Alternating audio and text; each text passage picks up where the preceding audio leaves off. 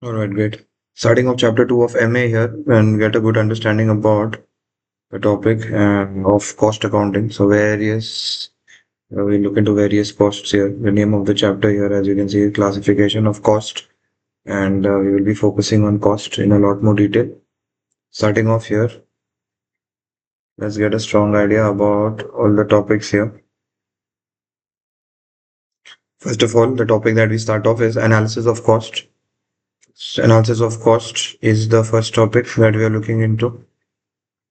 Under the first topic, we have the first idea that we look into is responsibility accounting. So under responsibility accounting, there are various aspects that we look into. Starting off with responsibility centers. Responsibility center is basically a business that is divided into areas which is managed by one person. Right? Business is divided into areas managed by one person. So you take care of this, you take care of this, you take care of this. So business which is divided into various parts or various areas, and each area is divided by one person. So that's called responsibility centers. The business divided into areas managed by one person. That is a responsibility center. Manager accountability. Each manager is responsible for the performance in that area. Each manager of that area is responsible for the performance in that area. Results measured for each responsibility center, and the performance is measured for each responsibility center. This responsibility, how was it? This area, how was it? This area, how was it? This area, how was it? This area, how was it? Next, cost controls. It improves monitoring and accountability. If you do this kind of a setup, you will see there will be better monitoring, better accountability. And finally, organizational structure. It will support effective management control. It will support an effective management control. So this is about responsibility accounting. A business divided into areas. Each area is the responsibility of one manager. That area's performance will be assessed. This will help to cost control. Also, it will give a very good organizational control by the management. The management can control the organization very well. Next topic that we look into is cost center. What about cost center? Area where costs are collected and monitored. Okay. Think of it like a bucket to put all the cost of one department. All the cost of one department we put into that bucket. That bucket is basically a example of cost center. It's an area where costs are collected and monitored. All the costs are collected there and it is monitored there. That is called as a cost center. Example, production is a cost center, administration is a cost center, marketing department is a cost center. There's an area where costs are collected and they are monitored. Under that, we have cost information. Managers receive reports on costs incurred. So what cost information is, managers will receive reports. Okay.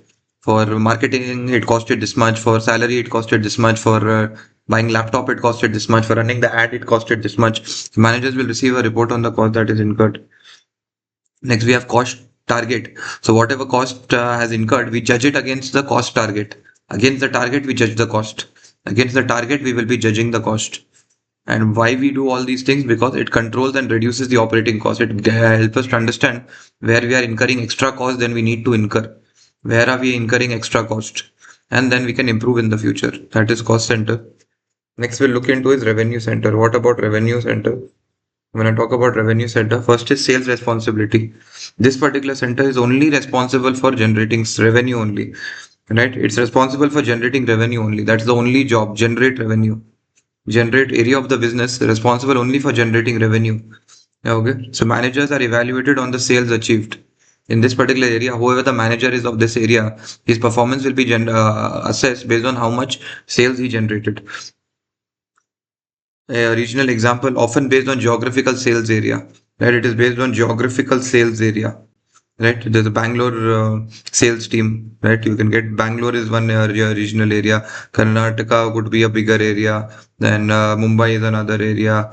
Delhi is another area. So you can regionally divide the Delhi sales team, Bangalore sales team. You're basically dividing the area.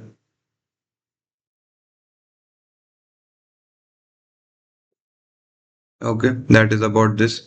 Next is performance measure. Revenue tracking is done, and revenue tracking is sales traced to individual centers. This center, Delhi center, how much sale? Bangalore center, how much sale? Mumbai center, how much sale? Right, it's done to multiple areas. And finally, performance measure. It focuses on revenue rather than cost. What it does is it focuses on revenue rather than cost. Okay, what it does is it focuses on revenue rather than cost. Here the focus is revenue because it's a revenue center. The focus is on revenue. Okay, the focus is on revenue. Okay, what is the focus? The focus is on revenue here. Okay, the focus is on revenue. Focus is on revenue because it's a revenue center. First of all, sales responsibility, it is responsible for only generating revenue. Managers are assessed based on how much sales they generate, often based on geographical area. Revenue tracking, as sales are tracked to individual centers. And then performance measure, you focuses on revenue rather than cost. In this particular center, you focus on revenue rather than cost. What you focus is on revenue rather than cost. Okay, you focus on revenue rather than cost. The sales responsibility is responsible for generating revenue. Managers are evaluated on the sales that is achieved. It's often based on geographical sales area. Revenue tracking, sales are tracked to individual centers. And then performance measure focuses on revenue rather than cost. Right? What do we focus on? We focus on revenue rather than cost. What do we focus on? We focus on revenue rather than cost. Okay, we focus on revenue rather than cost. Revenue tracking, sales are tracked to individual centers. Okay, regional examples, often it's based on sales areas. Managers assess based on sales targets and is only responsible for generating sales. The whole point here is just to generate sales of that particular area. Their only job is to is responsible to generate sales. Next we look into is profit centers. Profit centers, it's responsible for profit. And how do you get profit? Sales minus cost. So it is responsible for both income and the expenses. The revenue and costs, they are responsible for both income and expenses. Profit center, a divisional structure, it's common in very large organization, it's very common. Divisional structure. Profit measurement, performance is based on profit earned. How well you performed is determined by how much profit you made. Manager control, managers control both the cost also and the revenue. Managers will control both the cost as well as the revenue. Decision making, it encourages profit focused management. What does it encourage? It encourages profit focused management. So it looks into every profit center like a mini company measured by profit. Every profit center is like a mini company measured by profit. Okay, so profit center consists of both concerns concerned with both income and expenses, common in large organization. It is performance based on the profit earned. Managers control both the cost and the revenue, and it encourages profit focused management. Right at the end, the goal is to make a profit. So it encourages profit focused management. Managers control both the cost and revenues. Performance is based on the profit earned. Is very common in large organization, and it is responsible for income and expenses both. It is responsible for income and expenses both. Next, we have investment center. Investment centers, we start with investment decision. Managers control assets and investments. Here, managers, they will control the assets of the company and the investments of the company. They are responsible for efficiently using the capital. The managers will have 10 lakh rupees and they have to invest it in such a place that makes the maximum return for the company. And whoever manager's return is maximum, they are assessed as the best performing manager. Then we have a metric to see how much is the return. That's called ROCE, return on capital employed. How much ever capital employed, how much return did you make? Based on that, manager will be assessed. Next, strategic responsibility. This is the highest level of responsibility. Strategic is the highest level of responsibility. This is one of the most highest level of responsibility because you're taking the company's money and you're investing it. And finally, example is regional divisions of multinational companies. The regional divisions of multinational companies, what they do is they will invest the money from the company's behalf or that region's behalf, and they will try to get a very good ROCE.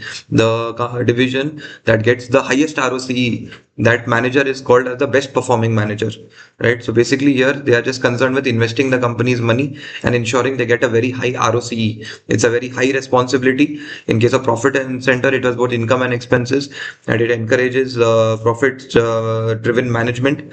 Revenue center, it concerns with only with revenue, and as a manager they will see how much sales you are generating, and that will be the best performing manager. Cost centers are here area that where costs are collected and monitored. The production, administration, marketing departments, the managers receive a report on costs and they try to reduce the cost by comparing it to the targets. Next we look into is cost object. uh, investment centre का metric is ROC. हाँ.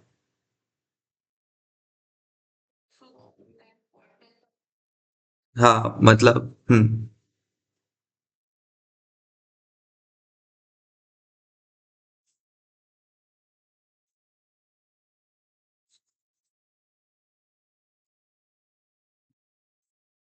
हाँ. तो अभी क्या होता है कि जैसे अगर हम लोग जिम जा रहे हैं तो हम लोग देख रहे हैं कि कितने स्टेप्स हो गए।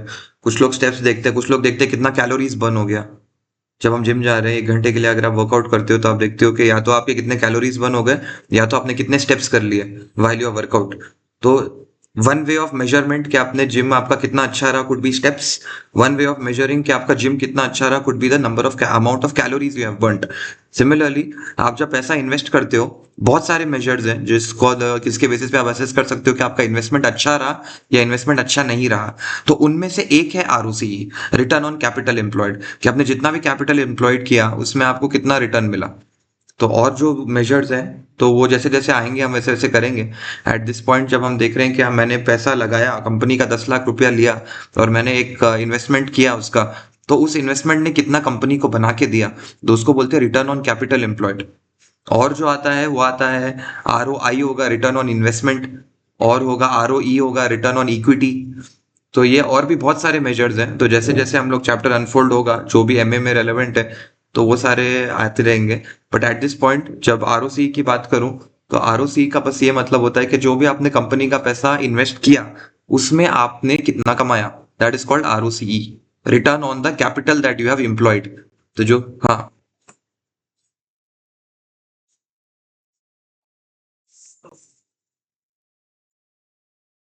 रिटर्न ऑन इन्वेस्टमेंट में जरूरी नहीं है कि कैपिटल हो। और लेट मी से like that, return on capital employed में हम डेट और इक्विटी दोनों लेते हैं।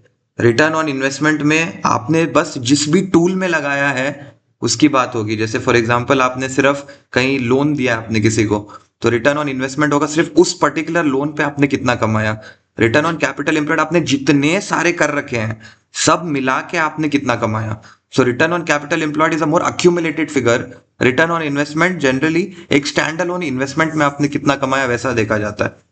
कि अगर मैंने 10 लाख रुपया दिया, आपने 2 लाख यहाँ लगा दिया, 2 लाख वहां लगा दिया, 4 लाख यहाँ लगा दिया, 1 लाख इधर लगा दिया, तो ओवरऑल पूरा जो आपने कैपिटल एम्प्लॉयड, जो भी कंपनी का कैपिटल आपने एम्प्लॉय किया उसमें टोटली आपने कितना कमाया। तो ROCE is a more accumulated number.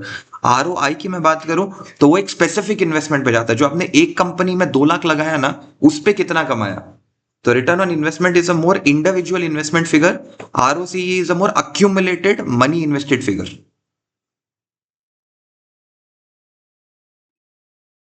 हाँ मैं बोला अगर आपने समझ लो 3 कंपनी में लगाया, 2 लाख 2 लाख 2 लाख, ठीक है, तो टोटली आपने 6 लाख इन्वेस्ट किए। और 6 लाख में आपने लेट्स अज्यूम तीनों कंपनी से मिला के आपने 1 लाख रुपीज कमा लिया। आपने 2 लाख 2 लाख 2 लाख इन्वेस्ट किया, तीनों मिला के आपने 1 लाख रुपीज कमाया, तीनों को मिला के आपने 1 लाख कमाया। तो वो होगा आपका ROCE, return on capital employed. It is a more accumulated number कि आपने जो सारे इन्वेस्टमेंट्स किए उसका क्यूमुलेटिव आपने कितना कमाया, that is ROCE. ROI is जो एक कंपनी आपने 2 लाख डाला था ना उसके एक कंपनी में आपने कितना कमाया। तो जो आरओसीई है वो सारे इन्वेस्टमेंट्स को टुगेदर जनरली देखता है, बट आरओआई होता है वो एक इंडिविजुअल इन्वेस्टमेंट के लिए हम लोग देखते हैं कि आपने जो 3 कंपनी में लगाया, आपने let's assume company A, company B, company C, 3 company में इन्वेस्ट किया, तो A plus B plus C तीनों मिला के जितना आपने रिटर्न कमाया वो होगा आपका आरओसीई। पर सिर्फ अगर कंपनी ए की मैं बात करूं तो वहां पे जनरली आप आरओआई यूज करते हो कि सिर्फ कंपनी ए में आपने कितना इन्वेस्ट करके कमा लिया, तो वो आरओआई हो जाता है generally, return on investment. ROCE में क्या होता है, आपने जो सारा का सारा 6 लाख रुपया इन्वेस्ट किया उस टोटल पे आपने कितना कमाया, वो होता है आरओसीई। तो ROI is often used as a individual investment return number. ROCE is used as a accumulated capital investment number कि आपने जो पूरा का पूरा इन्वेस्टमेंट किया उस पे कितना कमाया, दैट इज ROCE। और ROI इज इंडिविजुअल कंपनी पे आपने कितना कमाया। Okay, did you get a clarity Vaibhavi? ठीक है, बताओ क्या समझा आपने।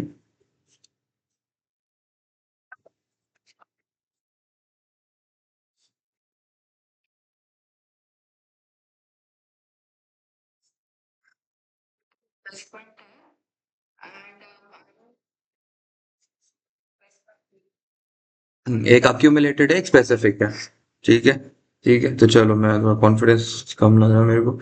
ये आपने टोटली 2 लाख 2 लाख 2 लाख रुपए कमाए, इन्वेस्ट किए, ठीक है, आपने कितने इन्वेस्ट किए, 2 लाख 2 लाख 2 लाख, तो उस पर आपने कितना रिटर्न कमाया। फर्स्ट वाले पे आपने 10 के रिटर्न कमाया, दूसरे पे आपने 20 के रिटर्न कमाया, तीसरे 20 के कमाया, तीसरे पे आपने 30 के कमाए। ठीक है, तो अगर मैं सिर्फ एक कंपनी पे देखूं कि मैंने कितना कमा लिया तो उसको आरओआई बोलते हैं। पर अगर मैं टोटल लगाऊं कि मैंने 6 लाख रुपए इन्वेस्ट किए और उसमें मैंने 60 हजार रुपए कमा लिए, तो ये मेरा आरओसी हो गया। तो आरओसी क्या करता है, तीनों कंपनी का टोटल ले लिया, तो इसलिए मैं अक्यूमुलेटेड नंबर बोल रहा हूँ इसको। आरओआई सिर्फ एक इन्वेस्टमेंट पे देख रहा हूँ मैं। तो ये एक स्लाइट एप्लीकेशन डिफरेंस होता है दोनों में। आरओआई आप देख रहे हो कि एक इन्वेस्टमेंट में आपने कितना कमा लिया, आरओसी में आप देख रहे हो कि आपने जो टोटल कंपनी का कैपिटल एम्प्लॉय किया उस पे आपने टोटली कितना कमा लिया। यहाँ पे देख रहे हो कि 6 लाख पे आपने 60,000 कमाया, यहाँ पे आपने 2 लाख पे 10,000 कमाया। तो इन्वेस्टमेंट आपका एक से स्पेसिफिक इन्वेस्टमेंट देख रहा है कंपनी ए में। ये कंपनी ए में इन्वेस्ट किया था आपने, ये कंपनी बी में, ये कंपनी सी में। तो आरओसी क्या करता है, टोटल देखता है जनरली कि ए प्लस बी प्लस सी पे आपने कितना कमाया और कितना रिटर्न आया। आरओआई आपका देखता है सिर्फ कंपनी ए में कितना आया आपको। अब क्लियर है वैभव भैया? Okay cool. That is all about your ROI, ROC. Moving on now, cost object and cost units. Let's get a good idea about this.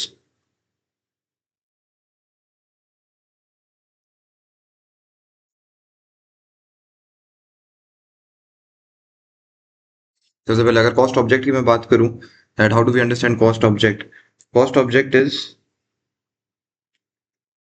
anything for which cost is measured, right? Anything you want to know the cost of, right? Anything for which you know the want to know the cost of. मेरे को जानना है कि laptop का कितना cost लगता है, तो लैपटॉप मेरा कॉस्ट ऑब्जेक्टिव है। What is cost objective? Anything for which cost is measured. कोई भी चीज का अगर मेरे को कॉस्ट जानना है तो वो हो जाता है कॉस्ट ऑब्जेक्ट। तो मेरे को जानना है कि लैपटॉप का कितना कॉस्ट है, तो वो होता है कॉस्ट ऑब्जेक्ट। मतलब लैपटॉप, एचपी के बहुत सारे प्रोडक्ट्स हो सकते हैं। तो फिलहाल मेरा कॉस्ट एचपी का लैपटॉप भी है, एचपी का समझ लो पेन ड्राइव भी है, एचपी का समझ लो सिस्टम भी है, कंप्यूटर सिस्टम। मेरे को सिर्फ लैपटॉप का जानना है, तो मेरा कॉस्ट ऑब्जेक्ट क्या है, लैपटॉप। जो भी प्रोडक्ट का मेरे को कॉस्ट जानना है तो वो मेरा कॉस्ट ऑब्जेक्ट हो जाएगा।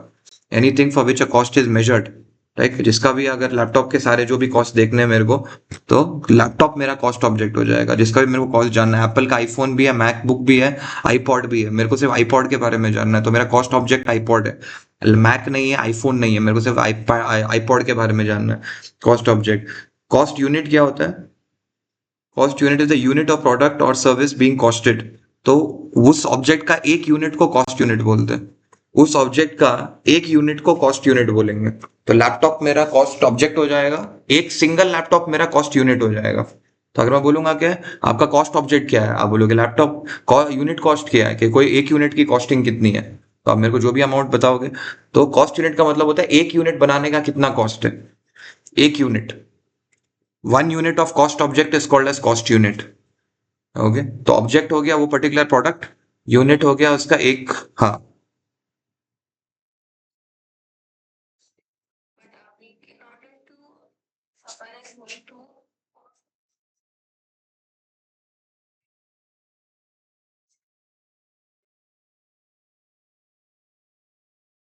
हम्म। हम्म। हम्म। कॉस्ट यूनिट बोलते हैं। तो just tell me 3 products of Domino's.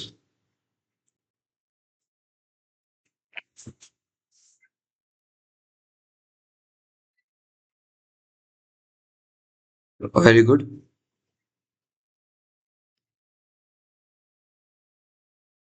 कोई भी ले लो ना, चोकोला केक ले लो, पिज्जा ले लो, सॉफ्ट ड्रिंक ले लो। केक, पिज्जा और क्या बेचते हैं वो लोग? केक और पिज्जा ही मिलते हैं क्या? मिल्क शेक्स ले लो, let's assume cake, pizza and milkshake. तो ये तीन उनके तीन अलग अलग ऑब्जेक्ट्स हैं। ठीक है, अब आपको एक पिज्जा का प्राइस जानना है तो उसको बोलेंगे। तो तीन कॉस्ट ऑब्जेक्ट हो गए, एक पिज्जा कॉस्ट ऑब्जेक्ट हो गया, चोकोलावा केक ऑब्जेक्ट हो गया, और मिल्क शेक से आपका ऑब्जेक्ट हो गया। तो first of all object clear है आपको? डोमिनोज के तीन ऑब्जेक्ट्स क्लियर है? ठीक है, अब मैं बोलूँ मेरे को एक पिज्जा का प्राइस बताओ, एक पिज्जा का कॉस्ट बताओ, डोमिनोज को एक पिज्जा बनाने में कितना लगता है, तो वो कॉस्ट यूनिट हो जाएगा। तो pizza is an object but एक single pizza is a cost unit.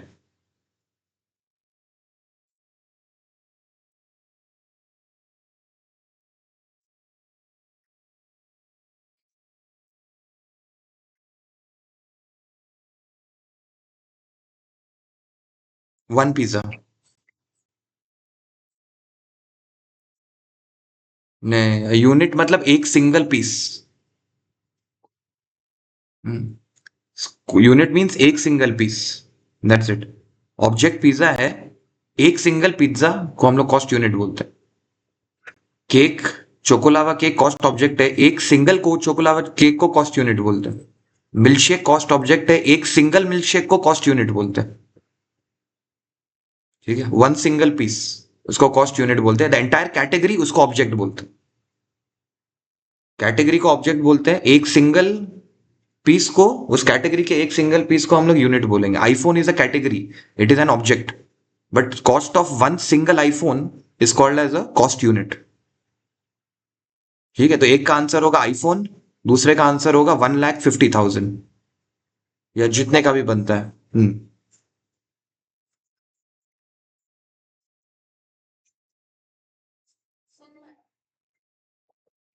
वो दूसरा कॉस्ट ऑब्जेक्ट।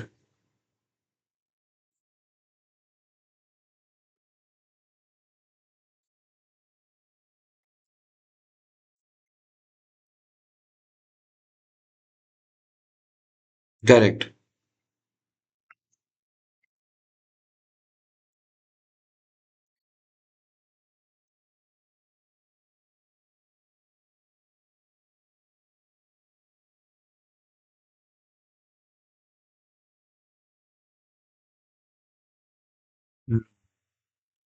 ठीक है, मैं लिख के बताता हूँ क्लियर में।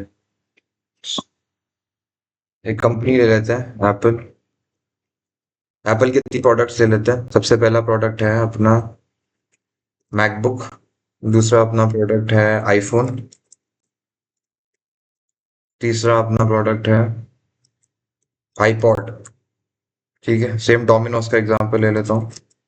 डोमिनोज में पिज्जा, केक और मिल्क शेक। ठीक है, ये हो गए अपने।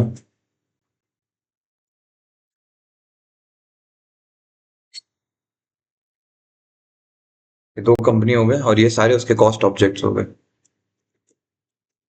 ठीक है, ये अपना कॉस्ट ऑब्जेक्ट 1 है,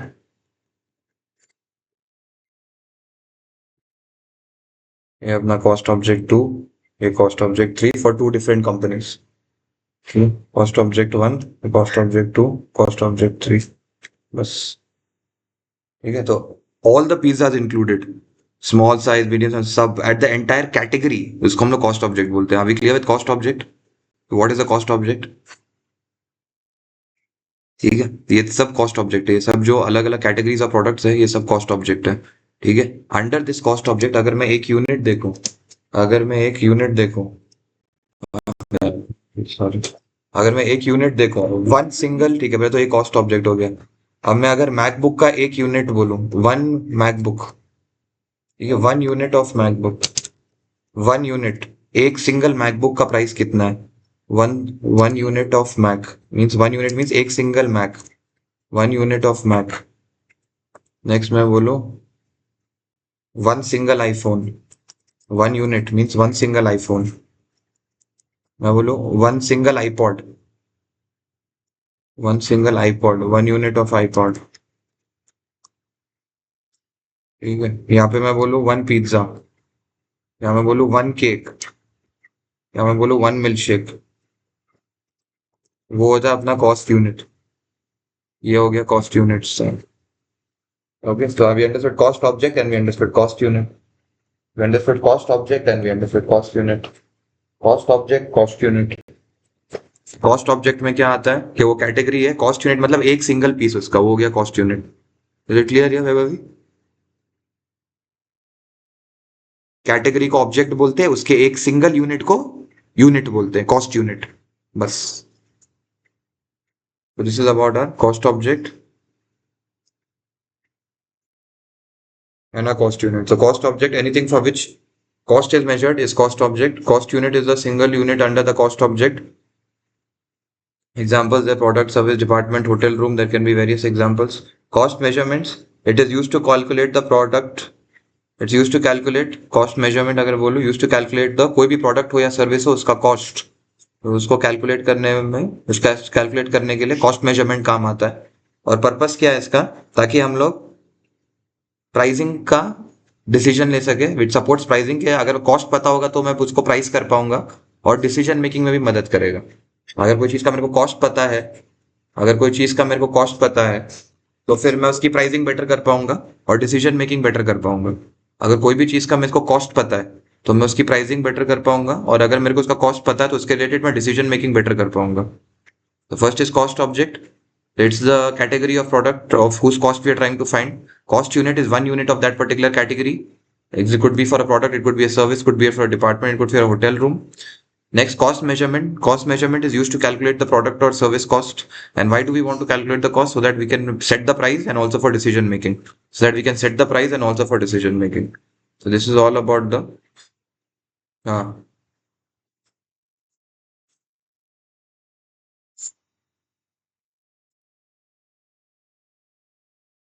हाँ नहीं, इसमें यूनिट स्पेसिफिक नहीं है, ये बस ओवरऑल इस चीज का मतलब बता रहा है कि कॉस्ट मेजरमेंट का क्या मतलब होता है।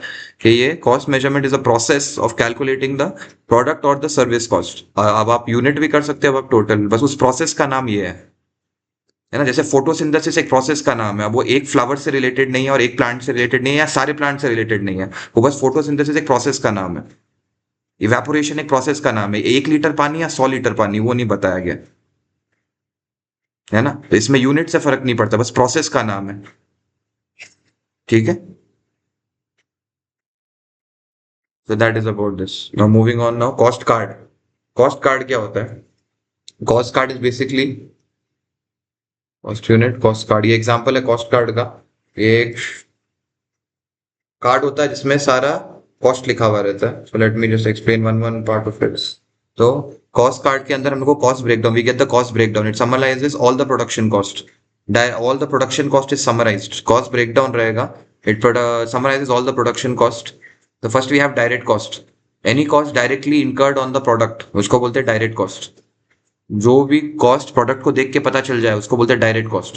Material, labour, expenses, right. May be labour not directly पता चलता है देख के, but it's a way of remembering direct cost. कि कोई भी प्रोडक्ट को देख के जो भी हम लोग को खर्चे का पता चल जाता है वो डायरेक्ट कॉस्ट होता है। कि ऑब्वियसली एक लेबर हमको नहीं पता चलेगा, but this is not a definition I am telling, it's just a way to remember. तो जो भी कॉस्ट जो प्रोडक्ट देख के पता चल जाए उसको बोलते हैं डायरेक्ट कॉस्ट। और in most simplistic sense, all the cost that is incurred on the product is called direct cost. Sum of all the direct cost is called prime cost. Sum of all the direct cost is called prime cost. Direct cost is all the cost that is incurred, material, labor and expense, cost that you can directly link to one unit of a product. Cost that you can link to one unit of a product is called direct cost. Sum of all the direct cost is called prime cost. Then overheads is basically indirect costs. The sum of all indirect cost is called overheads. Okay, sum of all indirect cost is called overheads. Okay, sum of all indirect cost is called as overhead. Okay, what is indirect cost? Let me just add it over here. Cannot be traced to one unit. You have to share it. You cannot trace it to one unit. If I talk about indirect cost,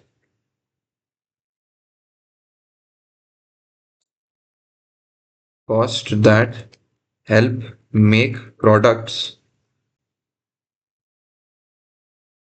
that help make many products, not just one unit, not traceable to one unit, not traceable to one unit। ये multiple units बनाने में ये cost लगा था। This is direct cost is traceable to one unit. ठीक है, तो जो खर्चा आप बता सकते हो कि जो वन यूनिट से ट्रेसेबल था, लाइक फॉर एग्जांपल कितने की मिर्ची पड़ी थी। अगर आप एक प्रोडक्ट बना रहे हो, जैसे अगर आप एक प्रोडक्ट बना रहे हो, भेलपूरी बना रहे हो, तो उसमें कितने का प्याज पड़ा, कितने का टमाटर पड़ा, कितने की मिर्ची पड़ी, और कितने का वो मूड़ी था भेलपूरी में, कितने की पूरी थी। तो you can, looking at the product, you can find it out. It is traceable to one unit कि एक प्लेट भेलपूरी में कितना कितना कॉस्ट लगा। बट इनडायरेक्ट कॉस्ट है cost that help make many products, but एक यूनिट में ट्रेसेबल नहीं है। अब वो जो बर्तन है, जो बर्तन था जिसमें मूड़ी बनी, अब वो ऐसा तो नहीं है कि वो एक ही यूनिट पे कितना लग रहा है वो you can trace it, but उसमें बनता है। वो जो स्पून यूज किया भेलपूरी बनाने के लिए, अब यू कांट टेल के एक प्लेट भेलपूरी में कितना कॉस्ट स्पून का हम लोग ऐड कर सकते हैं। पर बहुत सारी सारी भेलपूरी में वो दोनों यूज होता है जिस बर्तन में वो बनता है। So indirect cost are the cost that help to make many products but it's not traceable to one unit. अब हर भेलपूरी के प्लेट में आप कितना वो बर्तन का कॉस्ट डाल दो, it is hard to trace it. But कितने का टमाटर पड़ा है, कितने का प्याज पड़ा है, कितने का वो भेलपूरी पड़ा है, कितने का मिर्ची पड़ा है, that you can track to one plate of bhelpuri. So that is called as a direct cost. Any cost that is traceable to one unit and it is incurred on the product, वो product बनाने में ही लगा है। दोनों cost में क्या रहेगा, ये भी प्रोडक्ट बनाने में ही लगा है खर्चा। ओके, तो ये भी प्रोडक्ट बनाने में ही लगा है और इनडायरेक्ट कॉस्ट भी प्रोडक्ट बनाने में लगा है। बस फर्क क्या है, डायरेक्ट कॉस्ट को आप एक यूनिट से ट्रेस कर सकते हो, इनडायरेक्ट कॉस्ट को आप एक यूनिट से ट्रेस नहीं कर सकते। And what is overhead? Sum of all indirect cost is called overheads. Overheads क्या है? Sum of all indirect cost is overheads. Sum of all direct cost is prime cost. That's it. Direct cost के सारे direct cost को लेके add कर दिए तो prime cost आएगा, सारे इनडायरेक्ट कॉस्ट को ऐड कर दिए तो ओवरहेड्स आएगा। एंड कॉस्ट एनालिसिस करते हैं इससे हमको। हाँ।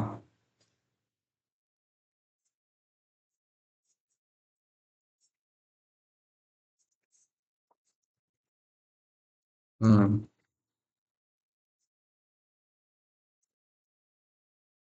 हम्म। दोनों में नहीं आएगा क्योंकि जो मार्केटिंग टीम है उस उन्होंने प्रोडक्ट में तो उंगली लगाई नहीं है अपनी, है ना। जो लोग इनडायरेक्ट कॉस्ट क्या होता है, it is sum of all indirect cost. Sum of all indirect cost. ठीक है, sum of all indirect cost को हम लोग क्या बोलते हैं, ओवरहेड्स। पर इनडायरेक्ट कॉस्ट क्या है, प्रोडक्ट से रिलेटेड होना चाहिए तो उसको हम लोग प्रोडक्शन ओवरहेड बोलेंगे। ठीक है, आप जो बोल रहे हो जैसे मार्केटिंग टीम और फाइनेंस, वो आपका आएगा नॉन प्रोडक्शन कॉस्ट में। वो अभी आगे देखेंगे हम लोग नॉन प्रोडक्शन कॉस्ट में, क्योंकि वो प्रोडक्ट पे उन्होंने उंगली लगाई नहीं है अपनी, तो वो लोग नॉन प्रोडक्शन कॉस्ट में चले जाएंगे। ये सब इनडायरेक्ट कॉस्ट है, ये रिलेटेड टू द प्रोडक्ट है। प्रोडक्शन कॉस्ट क्या इट इज। हाँ।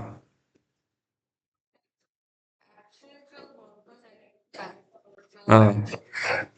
हम्म। हम्म। हम्म।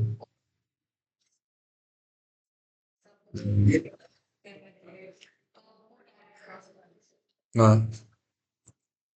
हाँ, जिन्होंने द मैन द वेजेस, वो लेबर जिन्होंने एक्चुअली प्रोडक्ट बनाने में मदद किया है, तो वो डायरेक्ट कॉस्ट में आएंगे। उन लेबर्स का जो सुपरवाइजर है वो इनडायरेक्ट कॉस्ट में आ जाएगा।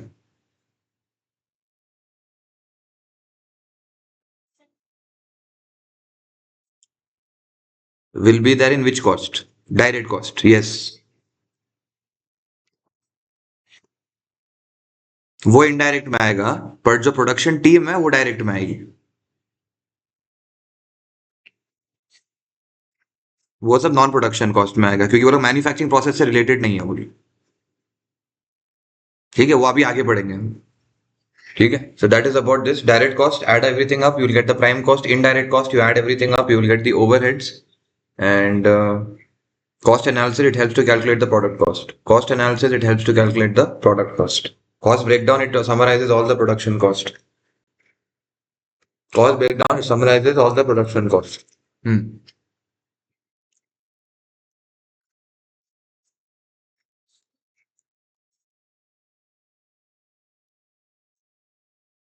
Hmm.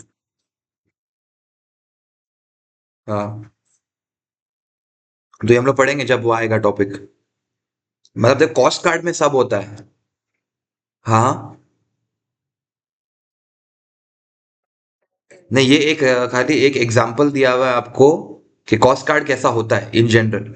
अभी देखो ये सब यहाँ भी एक्सप्लेन नहीं हुआ अभी तक। यहाँ पे भी लिस्ट कर दिया, अब एक एक चीज को एक्सप्लेन करेंगे। तो वापस हम लोग इसको रिविजिट करते रहेंगे जैसे जैसे एक एक आइटम को समझेंगे। पर ये बस एक एग्जांपल है कि बिल होता क्या है। अगर आप होटल में जाके खाना खाते हो तो वो आपको बिल देते हैं, तो वो बिल क्या होता है इधर बताया है। अब सारे एलिमेंट्स एक एक करके हम लोग पहुंचाएंगे। अभी हम लोग देखेंगे, अभी वेरिएबल प्रोडक्शन ये सब आएगा आगे जा जाके, ये सारी चीजें आएंगी इधर। तो फिर जब सारे कॉस्ट हो जाएंगे तो फिर ये और आपको क्लियर लगेगा। ठीक है, अभी क्या हुआ है, डायरेक्ट मटेरियल हो गया, डायरेक्ट लेबर हो गया, डायरेक्ट एक्सपेंस हो गया, प्राइम हो गया है। ठीक है, अब धीरे धीरे हम लोग आगे बढ़ रहे हैं, प्रोडक्शन में जाएंगे, नॉन प्रोडक्शन में जाएंगे, तो ये सब आगे के टॉपिक्स है। तो जैसे जैसे आएगा तो this cost card will make sense. पर ये सारे कॉस्ट होते हैं कॉस्ट कार्ड में। बस अभी हम लोग वो चैप्टर कर रहे हैं, अभी बस सेकंड पेज है तो अभी तक वो सब नहीं आया है इधर। ठीक है।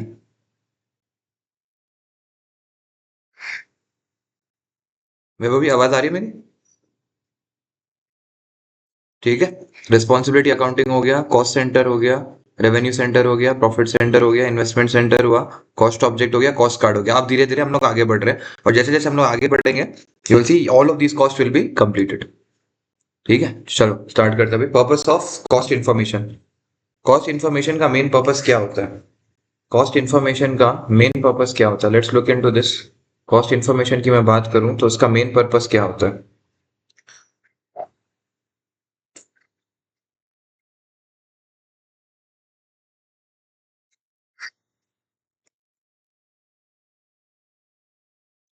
When we talk about cost information, what is the main purpose here? Cost information की अगर मैं बात करूँ, the main purpose is firstly product costing. Product costing क्या होता है? So determine the cost of a product or service. You want to determine the cost of a product or service? That's called as product costing. Financial reporting. It helps in financial reporting and preparing the external financial statements. So why do we know? Why do we want to know the cost information? It helps us in financial reporting. जो financial statements बनाते हैं उसमें मदद करता है। Departmental cost क्या होता है? It measures the departmental performance, that which department did well. Production department did well, sales department did well. It measures the departmental performance. Okay, next, decision making. It supports business decisions. Decision making, it supports business decisions. Next is decision making, it supports business decisions. Next is decision making, it supports business decisions. Next, planning and control. It assists budgeting and cost control. It assists budgeting and it assists cost control. Planning and control का क्या फायदा है? It helps in budgeting and cost control. It assists budgeting and it helps in cost control. So planning and control, what does it do? It assists budgeting and cost control. It assists budgeting and cost control. That is planning and control. Decision making, it supports business decision. अगर हमको cost information पता है तो it help us in decision, business decisions. Next, departmental cost. It measures the departmental performance. Departmental cost, it does what? It measures departmental performance. Financial reporting, it prepares external financial statements. Financial reporting, what does it do? It prepares external financial statements. Okay, financial reporting, what does it do? It prepares the external financial statements. Financial reporting, it prepares external financial statements. Next, product costing. Product costing, it determines the cost of products and services. What does product costing do? It helps us to determine the cost of products and services. And if we have the cost information, we can do better financial reporting. What is departmental cost? It helps us to measure a departmental performance and it helps in decision making about every department. And overall, it helps in planning and control. So if we have cost, it will be useful in various ways. If we have cost, it will be useful in various ways. Right? The purpose of cost is that it helps us in various ways. Now we're coming to classification of costs. So we can classify cost on the basis of element, nature, function, behavior, and purpose. So we'll go one by one and we'll understand all of the costs. The first one we'll look into by element and nature. So first we look into the classification of cost by element and nature. So by element and nature, we can classify it. So first is by element. Under element, we will have material, labor, and expenses. So all the raw material and production supply cost that comes under material, the employee wages and salaries that come under labor, and other operating costs such as rent that comes under expenses. So ये तीनों cost होते हैं classification by element. Material cost, labor cost, expense cost, all these costs are classification by element. All these costs are classification by element. All these costs are classification by element. Material, labor, and expenses. All these costs are classification by element. Material, labor, and expenses. All these costs are classification by element. Material, labor, and expenses. All these costs are classification by element. Right? Material, labor, and expenses. All these costs are classification by element. Classification by element. All these three costs. अब classification by nature में direct cost, indirect cost. Direct costs are related to a product. Indirect costs are related to the product but cannot be traced to one unit. Both are related to a product, but you cannot trace it to one unit is indirect cost. When you can trace it to one unit, it is direct cost. ये होता है classification by nature. These two is classification by nature. This is classification by nature. The above was classification by element.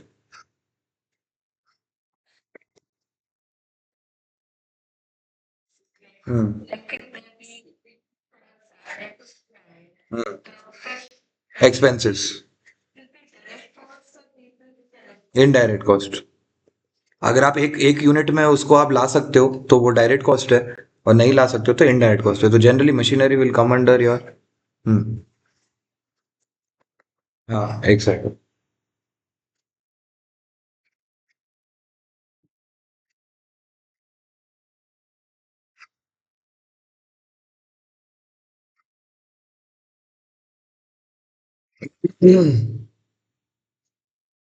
तो अगर, हाँ अब आवाज आ रही है वैभवी? हाँ, तो अगर that machinery is only for one product, वो मशीनरी अगर सिर्फ उस मशीन से आप एक ही प्रोडक्ट बनाते हो तो वो डायरेक्ट कॉस्ट कहलाएगा। पर अगर आप वो मशीनरी से बहुत सारे प्रोडक्ट्स बनाते हो तो वो इनडायरेक्ट कॉस्ट कराएगा, बिकॉज अगर आप एक यूनिट से ट्रेस नहीं कर सकते हो तो फिर वो इनडायरेक्ट कॉस्ट है। तो आप example, machine that only makes model A phone, मतलब आईफोन 17 के लिए अगर एक मशीन है तो उसको आप डायरेक्ट कॉस्ट गिन सकते हो। पर अगर एक मशीन है जो सारे आईफोन्स बनाती है, ठीक है, और आईफोन के साथ एक वही मशीन में ये लोग आईपॉड भी बना लेते हैं और ये लोग टैबलेट भी बना लेते हैं एक ही मशीन में, राइट? जैसे या तो फर्नीचर की एक मशीन जो चेयर भी बनाती है, टेबल भी बनाती है, डेस्क भी बनाती है। तो अगर मशीन एक ही प्रोडक्ट बना रही है तो वो डायरेक्ट कॉस्ट कहलाएगा। और अगर एक मशीन वेरियस प्रोडक्ट्स बना रही है तो इनडायरेक्ट कहलाएगा, क्योंकि आप उसको कॉस्ट को एक यूनिट में अगर ट्रेस नहीं कर सकते हो तो वो इनडायरेक्ट कॉस्ट है। ठीक है, did you get it? Okay, so classification by element में these are these three, classification by nature में there are these two. Okay, so direct cost, indirect cost, both are related to the product, but one can be traced to one unit, the other cannot be traced to one unit. The only difference is both are related to product, but one can be traced to one unit, one cannot be traced to one unit. Next, production cost is relating to the manufacturing process. It's related to the manufacturing process. This is not related to manufacturing. These are non-manufacturing. Okay, these are non-manufacturing. Not related to production, such as administration, selling, and finance costs. These are related to manufacturing or providing services. Production costs are related to manufacturing, non-production are not related to manufacturing process. Okay. Any cost related to the manufacturing?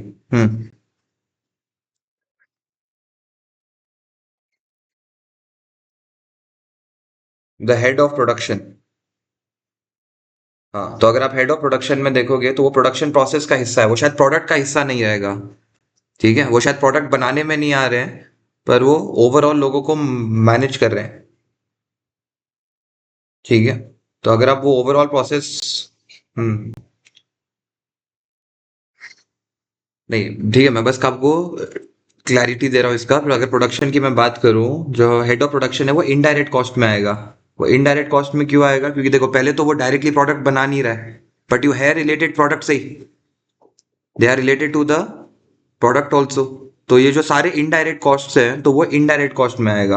Head of production है वो आपका example होगा question में, factory manager, factory supervisor, तो ये लोग head of production होते हैं। क्या इसको आप एक यूनिट में ट्रेस कर सकते हो? कैन यू फिगर आउट कि वो एक यूनिट में कितना उसका सैलरी आ रहा है? नो। तो इसलिए वो इनडायरेक्ट कॉस्ट होता है, और उसको हम लोग बोलते हैं प्रोडक्शन ओवरहेड। ठीक है, तो वो डायरेक्ट नहीं होगा, वो होगा इनडायरेक्ट, तो इसको हम लोग बोलते हैं प्रोडक्शन ओवरहेड। तो प्रोडक्शन कॉस्ट में आएगा। सॉरी।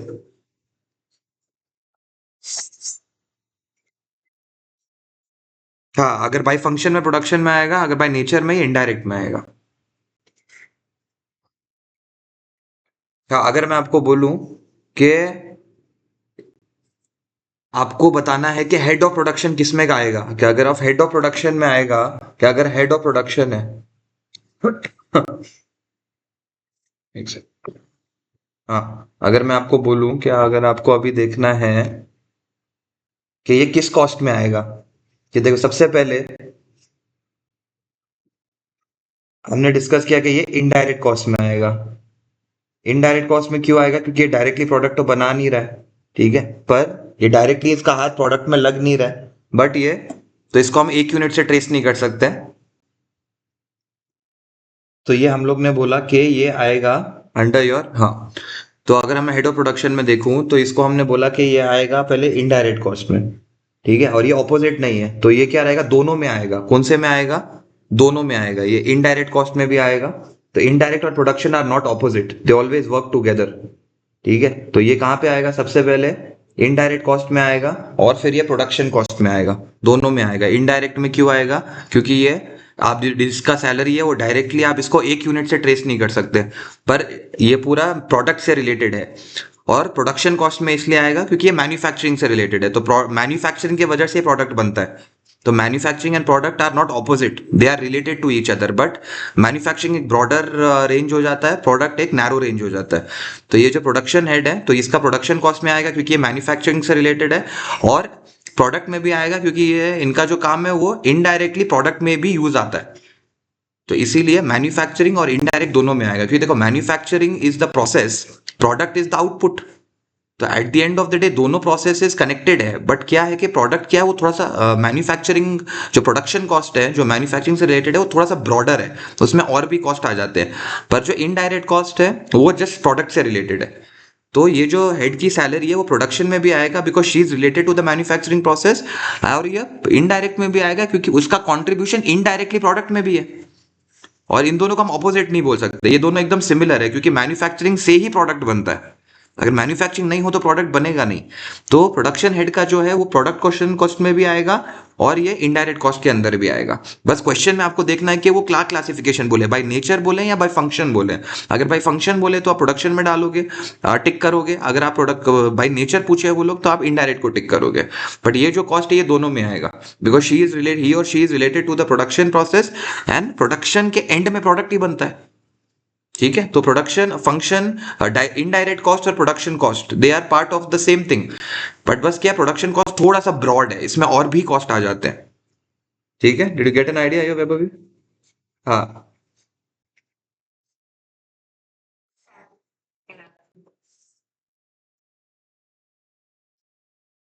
बाय नेचर दोनों में उनकी सैलरी वगैरह, दोनों में सैलरी देख रहे हैं।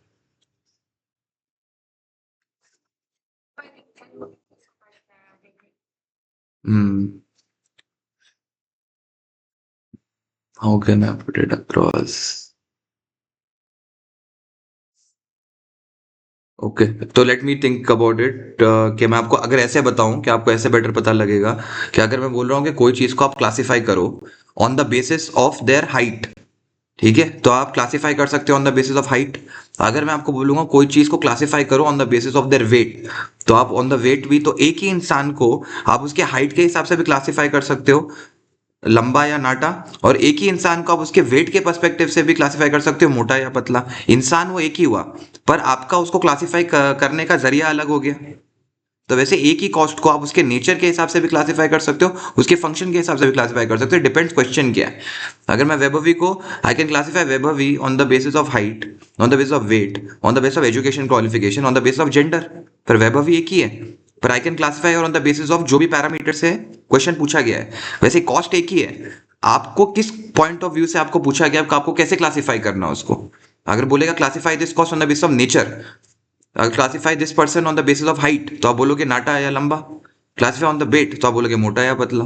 क्लासिफाई ऑन जेंडर आप बोलोगे बॉय या गर्ल। वो कॉस्ट तो सेम रहा, पर आपको उसको क्लासिफाई करने के मल्टीपल जरिए हैं। तो वैसे ही क्वेश्चन में आप देखो कि ये लोग क्लासिफिकेशन ऑन विच बेसिस बोल रहे हैं। कि अगर वो बोल रहे हैं कि नेचर के हिसाब से क्लासिफाई करो, तो आपको बोलना पड़ेगा डायरेक्ट है या इनडायरेक्ट है। अगर वो बोल रहे हैं कि फंक्शन के हिसाब से क्लासिफाई करो, वैसे अगर आप पूछे कि कोई भी इंसान का कि क्लासिफाई करो वेट के हिसाब से, तो आप क्या बोलोगे, मोटा या पतला। आप बोलेंगे क्लासिफाई हाइट के हिसाब से, तो आप बोलोगे लंबा या छोटा। आप बोलेंगे classify on the basis of educational qualification, तो आप बोलेंगे ग्रेजुएट या नॉन ग्रेजुएट। तो इंसान तो वो एक ही रहा, पर आप एक ही इंसान को मल्टीपल पैरामीटर से क्लासिफाई कर सकते हो। वैसे ही अगर आपको पूछ रहा है कि क्लासिफाई या प्रोडक्शन हेड की salary on the basis of nature, तो आप उसको इनडायरेक्ट में डालोगे। पर classify the same salary on the basis of function, तो आप उसको प्रोडक्शन कॉस्ट में डाल दोगे। तो डिपेंड्स, इंसान सेम है, कॉस्ट सेम है, बट किस किस पैरामीटर से, किस नजरिए से आप उसको क्लासिफाई कर रहे हो।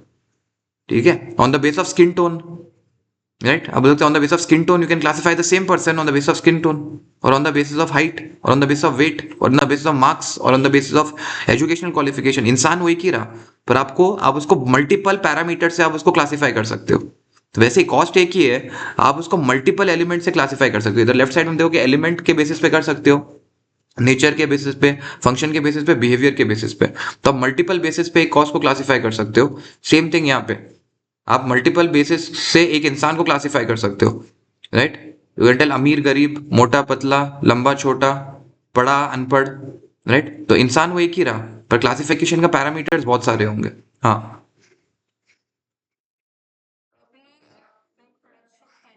हम्म, करेक्ट।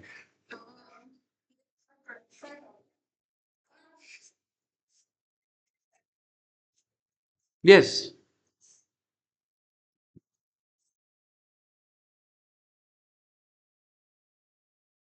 हाँ, ये पूछेंगे कि डायरेक्ट कॉस्ट में या इनडायरेक्ट कॉस्ट में आएगा प्रोडक्शन हेड की सैलरी।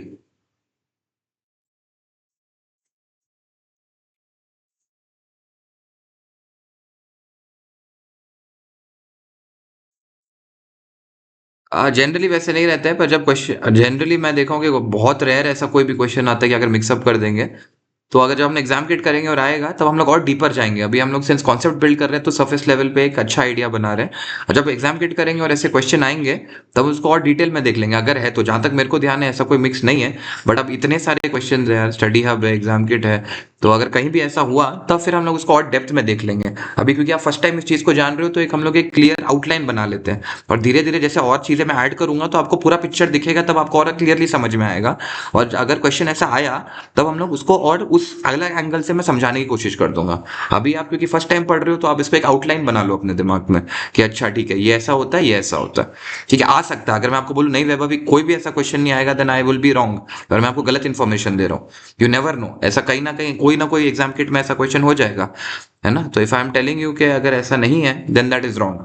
ठीक है, तो अभी क्योंकि आप अभी फर्स्ट टाइम पढ़ रहे हो और अभी पूरा कॉन्सेप्ट नहीं हुआ है क्लासिफिकेशन का, तो इसीलिए मैं बस बोलूंगा कि आप एक बार उसकी एक बेसिक अंडरस्टैंडिंग ले लो, और जैसे जैसे चैप्टर आगे बढ़ेगा आप और डेप्थ में उसको रंग भरोगे तो आपको क्लैरिटी आ जाएगी। ठीक है। ठीक है, तो अभी आपको क्लैरिफाई हुआ कि डायरेक्ट और इनडायरेक्ट का मतलब क्या होता है। हाँ, डायरेक्ट कॉस्ट को आप प्रोडक्ट से एक यूनिट से रिलेट कर सकते हो, इनडायरेक्ट को एक यूनिट से रिलेट नहीं कर सकते, पर दोनों प्रोडक्ट से ही रिलेटेड है। Is that clear?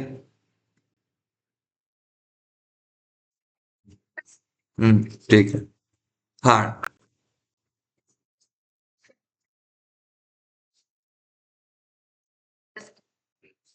हम्म। ठीक है, ठीक है। अगर ऐसा आया तो as we will try to go deeper, but अभी फिलहाल अगर बस हम लोग क्लासिफिकेशन सबके अंदर क्या क्या आता है वो देख रहे हैं खाली एक बार हम लोग। ठीक है, तो फंक्शन के अंदर प्रोडक्शन नॉन प्रोडक्शन आता है, क्लासिफिकेशन बाय नेचर के अंदर डायरेक्ट इनडायरेक्ट आएगा, production cost and non production cost है। तो नाउ फंक्शन के अंदर प्रोडक्शन है, नॉन प्रोडक्शन है, नॉन प्रोडक्शन के अंदर we have various costs, we will look into that. ठीक है, cool, will keep it at classification by function today. इसको हम लोग आगे लेके चलेंगे। What is our homework that we will do from 29th? We will revise entire chapter 1. ठीक है, we will stick snips of TYU of uh, chapter 1. Stick the snips of TYUs of chapter 1.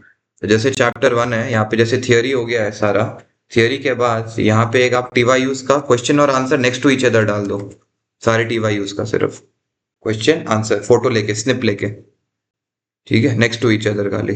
तो एक एक आपका notes बनता रहेगा, इसी से आपका पूरा रिवीजन हो जाएगा फिर। ठीक है, तो ये वाला अपन रिवाइज चैप्टर 1 दिस, और चैप्टर 2 जितना मैं कहा हूँ रिवाइज चैप्टर 2 दैट मच। ठीक है, इसके बाद एक ग्रैंड रिवीजन अपन देख लेंगे इसका, मैं आपको लिंक भेजता हूँ। ठीक है, तो उससे भी आपका भी एक साइमल्टेनियसली सेल्फ स्टडी भी चलता रहेगा अहेड ऑफ मी। ठीक है, तो मैं आपको ये भेजता हूँ। तो ये सारी चीजें आप देखो, and we will take it from there. 29 जुलाई। ठीक है, ऑल राइट यार, that will be for now, I will see you F